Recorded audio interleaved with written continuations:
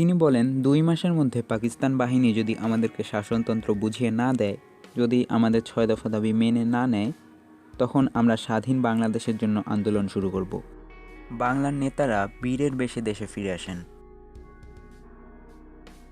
এর পরপর আইয়ুব খান রীতিমতো খেই হারিয়ে ফেলে এবং লেজ গুটিয়ে পালাবার উপক্রম হয়।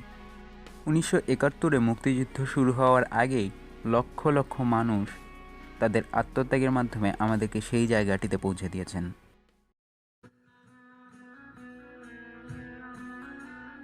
৭১-এর মুক্তিযুদ্ধের আগে বাঙালিদেরকে একত্র করার জন্য সবথেকে গুরুত্বপূর্ণ ঘটনাটি হল ৬৯-এর গণ অভ্যুত্থান। ১৯৬৯ সালের এই সময়ে বাঙালিদের আন্দোলন একদম চরমে পৌঁছায়। ক্ষমতা হারানোর ভয়ে ভুগতে থাকা পাকিস্তান সরকার এক এক করে গ্রেফতার করতে থাকে পূর্ব বাংলার নেতাদের।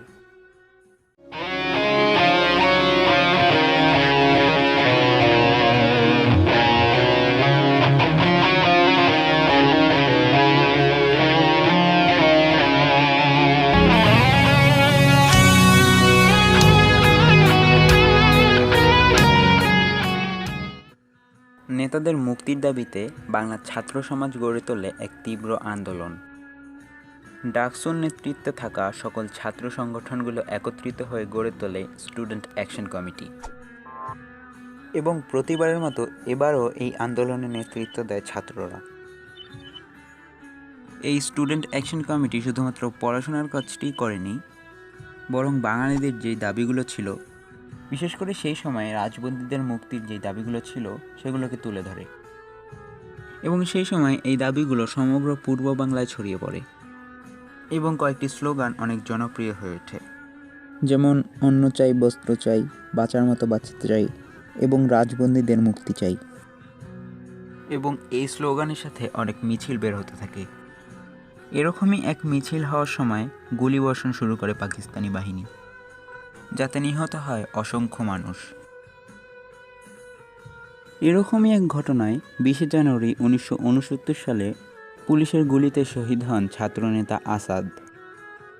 আসাদের মৃত্যুতে এই আন্দোলন আরও তীব্র রূপ ধারণ করে। আসাদের রক্তে মাখা শার্টই হয়ে যায় বাংলাদেশের পতাকা। এরপরেও থামেনি কেউ। আসাদের শার্টকে পতাকা বানিয়ে এগিয়ে যেতে থাকে আন্দোলন। এরপরে ১৫ই ফেব্রুয়ারি ১৯৬৯ সালে ঢাকা ক্যান্টনমেন্টের ভিতরে বন্দি অবস্থায় সার্জেন্ট জহুরুল হককে গুলি করে হত্যা করা হয়। তিনি আগরতলা ষড়যন্ত্র মামলার একজন অভিযুক্ত ছিলেন। তাকে বন্দি অবস্থায় হত্যা করে কাপুরুষ পাকিস্তানি বাহিনী। ১৯৭১-এ মুক্তিযুদ্ধ শুরু হওয়ার আগেই লক্ষ লক্ষ মানুষ তাদের আত্মত্যাগের মাধ্যমে আমাদেরকে সেই জায়গাটিতে পৌঁছে দিয়েছেন। এ সময় মাওলানা আব্দুল হামিদ খান ভাসানী একটি চমৎকার আলটিমেটাম দেন। তিনি বলেন, ২ মাসের মধ্যে পাকিস্তান বাহিনী যদি আমাদেরকে শাসনতন্ত্র বুঝিয়ে না দেয়, যদি আমাদের ৬ দফা দাবি মেনে না নেয়, তখন আমরা স্বাধীন বাংলাদেশের জন্য আন্দোলন শুরু করব। অর্থাৎ এখন আর অধিকারের জন্য আন্দোলন নয়, এখন আন্দোলন হবে স্বাধীন বাংলাদেশের জন্য। সেখান থেকে আন্দোলনের গতি আরও বেড়ে যায়। ১৮ই ফেব্রুয়ারি ১৯৬৯ সালে রাজশাহী বিশ্ববিদ্যালয়ের প্রফেসর ডক্টর শামসুজ্জোহাকেও হত্যা করা হয়। পাকিস্তানিরা আমাদের দাবি মেনে না নিয়ে একের পর এক আমাদের সূর্য সন্তানদের হত্যা করতে থাকে।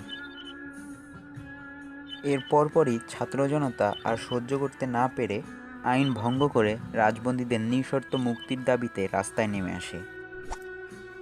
তার ফলেই ১৯৬৯ সালে রাজবন্দীদেরকে নিঃশর্ত মুক্তি দিতে বাধ্য হয় পাকিস্তান সরকার। বাংলার নেতারা বীরের বেশে দেশে ফিরে আসেন। এর পরপর আইয়ুব খান রীতিমতো খেই হারিয়ে ফেলে এবং লেজ গুটিয়ে পালাবার উপক্রম হয়। যাওয়ার আগে তিনি ক্ষমতা দিয়ে যান আরেক সামরিক শাসক ইয়াহিয়া খানের হাতে। এবং আইয়ুব খানের মতো তিনিও বাঙালিদের বিরুদ্ধে পরিকল্পনা করতে থাকেন।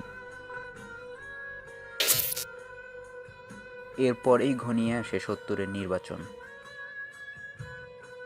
তো আজকের ভিডিওটা এখানেই শেষ করছি। ভিডিওটি ভালো লাগলে অবশ্যই একটি লাইক দিয়ে দিবেন। আর ভিডিওতে যদি কোনো ভুল হয়ে থাকে অথবা আপনার যদি কোনো মতামত থাকে, অবশ্যই কমেন্টে লিখে জানাবেন। আর এই ভিডিওটা আপনার ফ্রেন্ডস অ্যান্ড ফ্যামিলির সাথে শেয়ার করুন, যাতে তারাও এর সম্পর্কে জানতে পারে। আর যাওয়ার আগে অবশ্যই আমাদের চ্যানেলটিকে সাবস্ক্রাইব করবেন এবং পাশের বেল আইকনে ক্লিক করে অল সিলেক্ট করে দেবেন আমাদের সব ভিডিও সবার আগে পাওয়ার জন্য। তো আজকের ভিডিওটা এই পর্যন্তই। ভালো থাকবেন, দেখা হবে আবার অন্য কোনো ভিডিওতে।